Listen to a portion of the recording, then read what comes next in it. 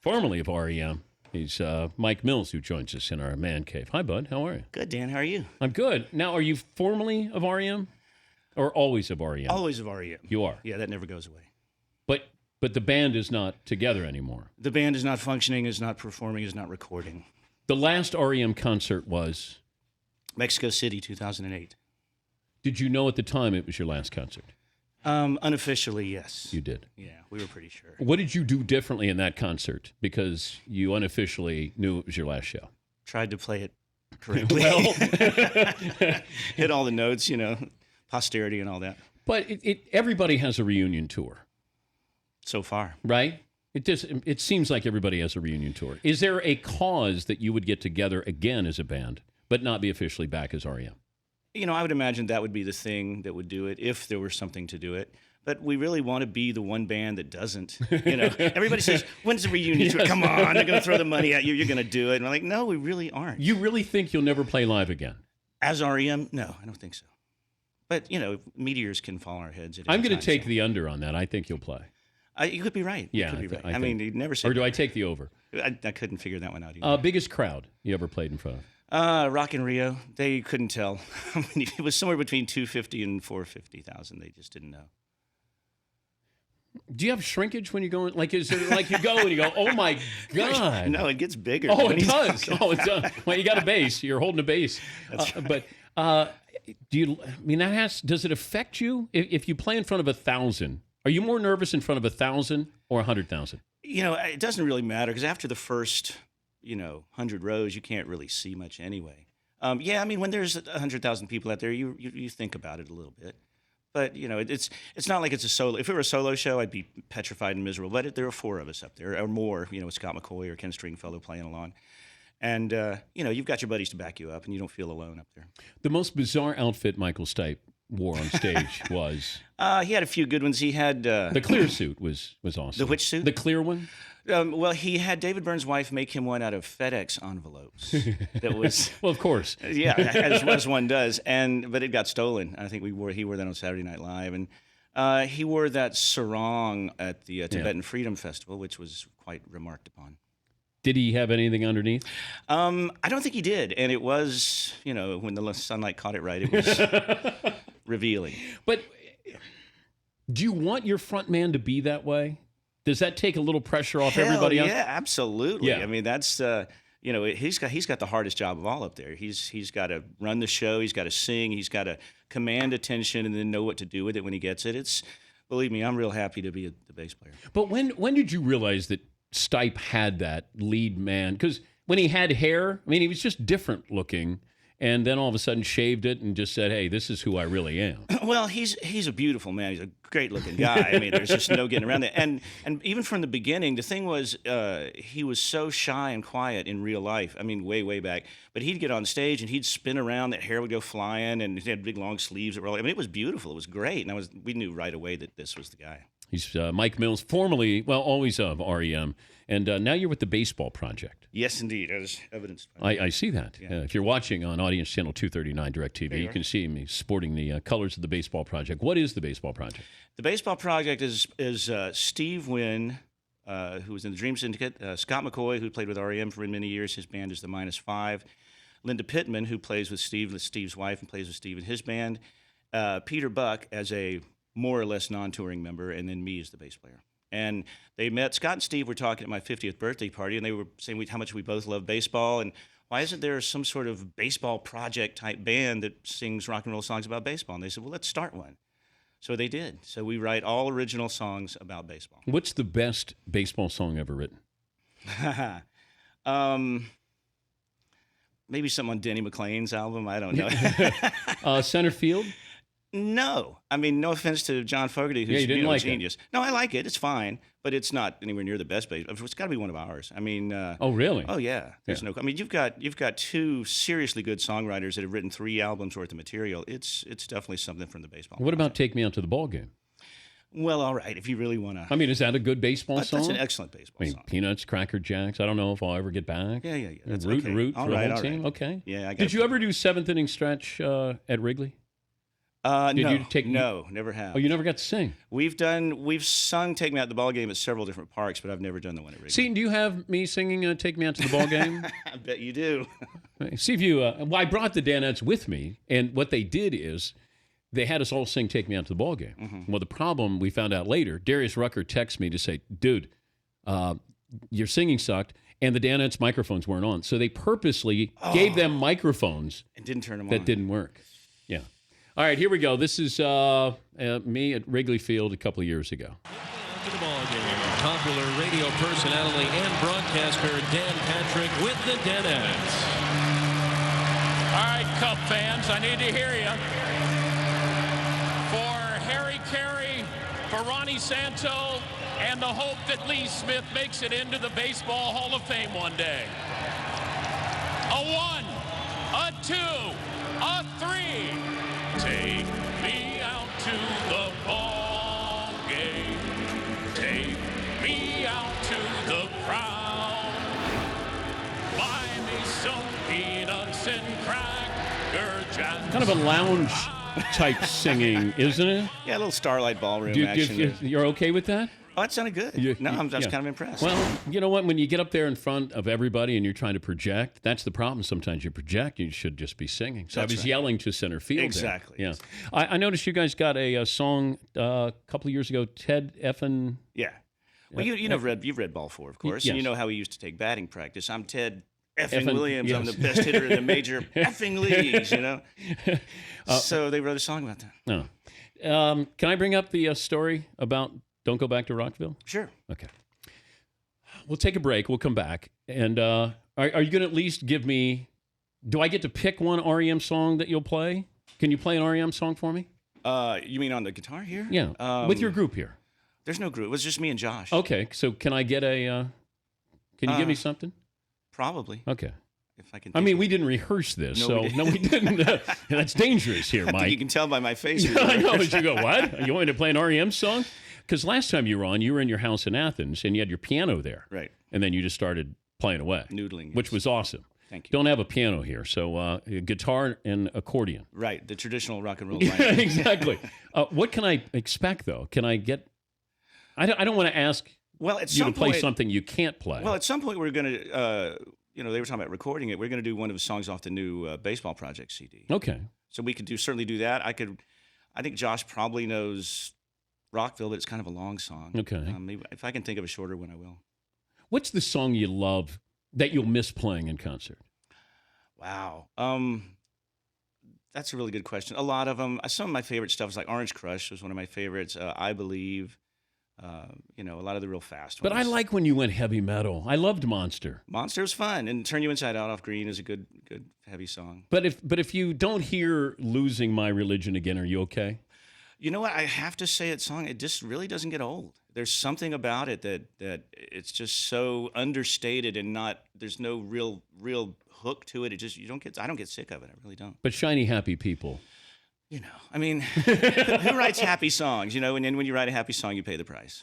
I know. I want to know what kind of mood you guys were in where you go. Well, I'll tell you what, I will show you on the guitar if you want to. I'll show you the beginning of that, how that song started. And it starts off a little kind of melancholy. It's not. And then Michael said, well, I'm going to make this a peppy song. I'm actually going to write a happy song. And he did. And so we got a lot of help. We'll for it. continue with Mike Mills, always of R.E.M. And I've got a very, very heavy question for you coming up. I can take it. All right.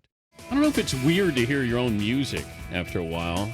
You're tapping your leg. Mike Mills, formerly of R.E.M., always of R.E.M., I'm sorry. And Josh Cantor, who's the Fenway Park organist and part of Baseball Project, pianist and accordion player, joining Mike here in studio in the Man Cave. You like listening to your own music? I don't mind when it comes on, but I don't listen to it for pleasure at home. Yeah, I wouldn't think so. It's like work. But, okay, here's my question for you. Would you give up the Rock and Roll Hall of Fame induction to have Dale Murphy in the Baseball Hall of Fame? Yes. Okay. That was it. That was my big question. Wow. Yeah, that was it. Yeah. That's my mission. That's my crusade. To get Dale Murphy in the Hall of Fame? Yeah. Why isn't he in the Hall of Fame?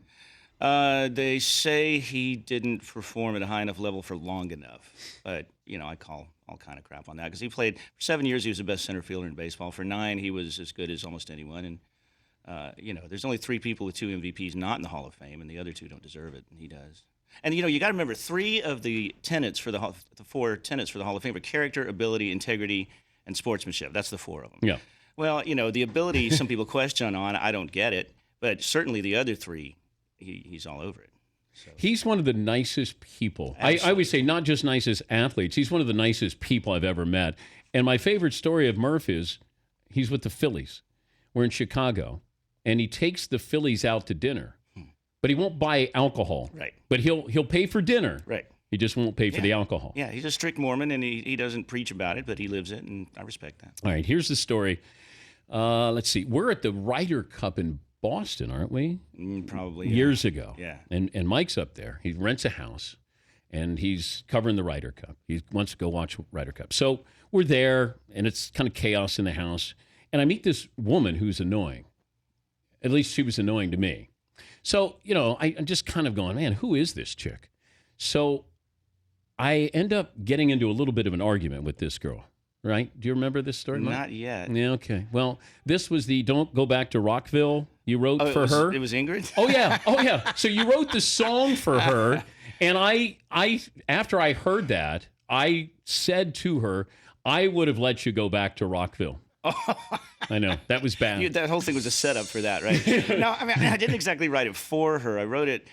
She was, we were fooling around in college, and she was going back to Rockville for the summer. And I said, well, going back to Rockville, that sounds like a song. So I started writing it, and then it morphed into being from the point of view as if she were my girlfriend and she were leaving me, and I was all upset about it. And that's what the song became, but that's not how it really started. You should have had Please Go Back to Rockville. You should have changed it. She's a nice girl, Dan. And Waste Another. Fastest song you ever wrote that became a hit? Rockville, because it was originally a punk rock song. I could see that. Yeah, it was originally really super, like Ramones Fast. Oh, I like that. Yeah. Ramones a big influence on you guys? Yeah, on me personally. I don't know about the rest, but I love the Ramones. Yeah, I never got the Ramones. Oh, man.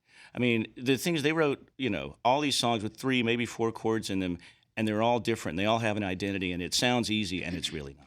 All right, so what are you going to play for me? Do you want to go Baseball Project first, and then we go R.E.M., or you want to warm up with R.E.M. and then go? No, let's do Baseball Project first. Okay. All right. All right, so Josh Cantor is the Fenway Park organist, and got his accordion with him. Look at this guy, multi-talented there. Baseball Project is the name of the band. That's a badass accordion you got there. How much that accordion cost?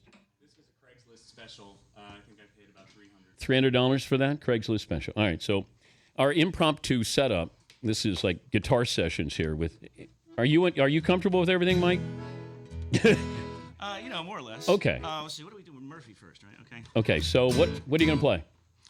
This is my song to get Dale Murphy in the Hall of Fame. Okay, good. It's called To the Veterans Committee. All right, Mike Mills and Josh Cantor. Go. 1, 2, 3, 4. Submitted here for your consideration. A man who meets all qualifications. Character, ability, sportsmanship, integrity. These are the things that you require, and he's got them in spades. 2 MVPs and 5 gold gloves. Atlanta fans undying love. And though he heard the voices like the rest, he stayed out of the viper's nest. He chose to play with just his best, and that's why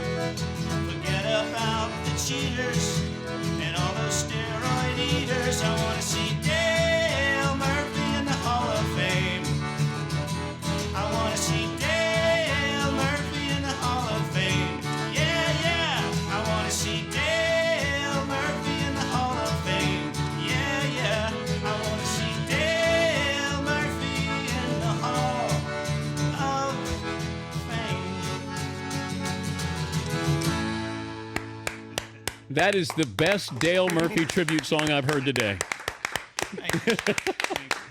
Sounded great. All right. Now, you pick. Well, we have a special request. A special request. Oh, so, okay. Let me see if I can do this Okay. and read the words at the same time. Do you want me to hold up the words? That would actually be kind of fitting. Okay. How could this go? You just stand right there. Okay. All right. Don't look. Oh, okay. I'm not looking. All right, here we go. Let's see. Superman. Yeah.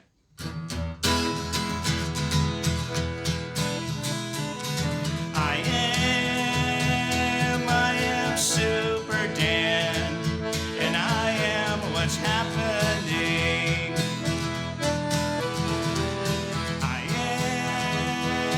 I am Super Dan, and I can do anything.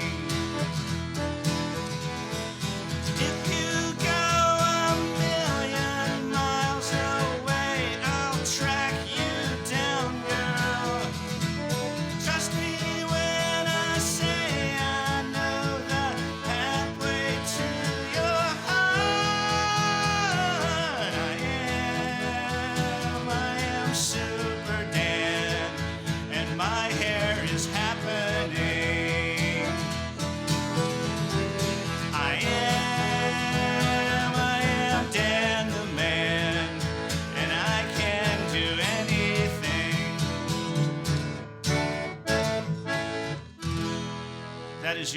That's your ode to Emmanuel Shrieky. Wow. Whoa. Yeah. Thank you. I love that. Awesome. Awesome. That's the best word holding I've ever seen, by the way. Thank you. Man, that's pretty impressive there.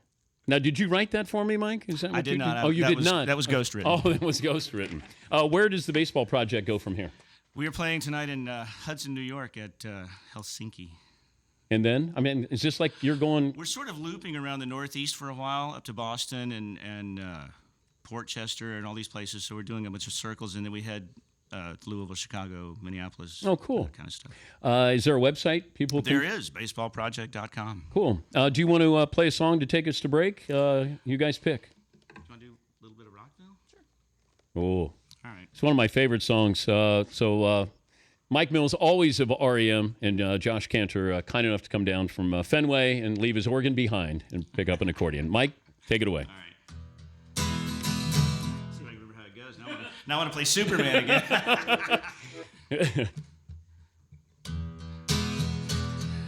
Looking at your watch a third time, waiting in the station for the bus. Going to a place that's far, so far away, and if that's not enough,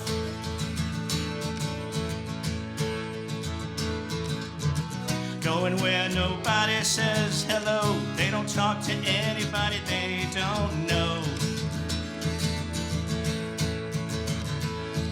You'll wind up in some factory that's full-time built, with nowhere left to go.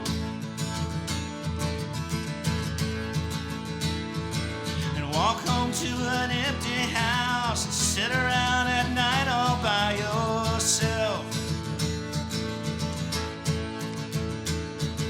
Something better happens sooner, it's gonna be too late to bring you back.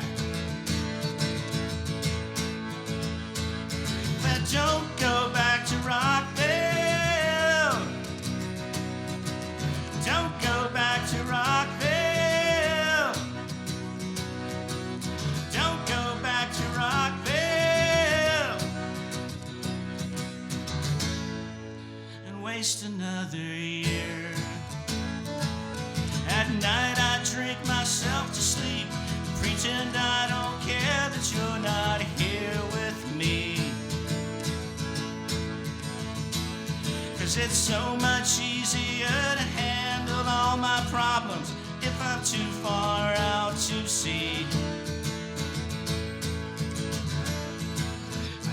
Might sound strange, but I believe you'll be coming back before too long. So don't go back to Rockville. Don't go back to Rockville.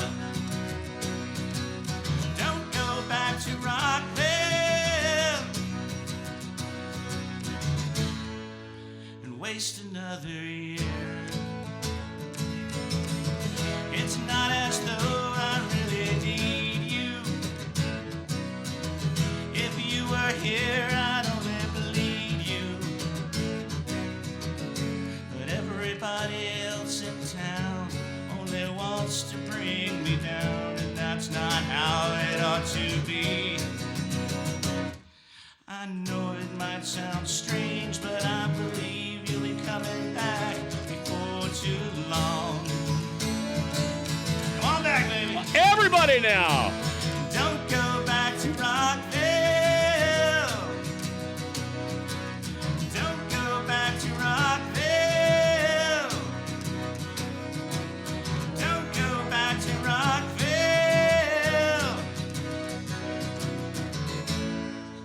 and waste another year. Awesome. Awesome. One of my favorite songs. Is Mike Mills, Josh Cantor, and the website is thebaseballproject.com.